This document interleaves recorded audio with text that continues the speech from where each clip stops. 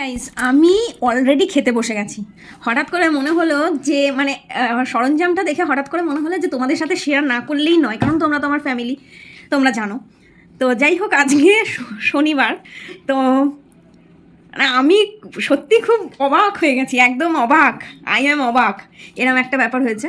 তো তোমরা শুধু দেখো যে আজকে কি হয়েছে, কি কি ঠিক করেছে মা।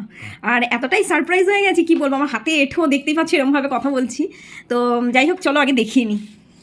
আমার মা, এই যে আমার মা।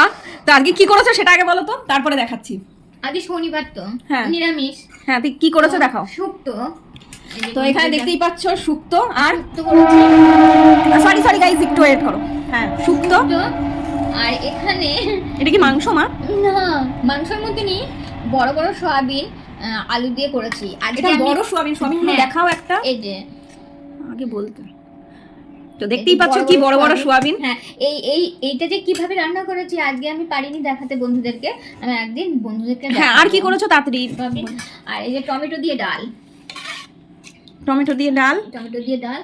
আর এই যে আলু কুমড়ো ভাজা, আলু কুমড়ো ভাজা, আর ভাজা, আর আলু ভাতে, আলু ভাতে, আর ওই যে কুচো বড়ি, এটা হলো মুগ ডালের কুচো বড়ি, আর পাঁপড় ভাজা আছে।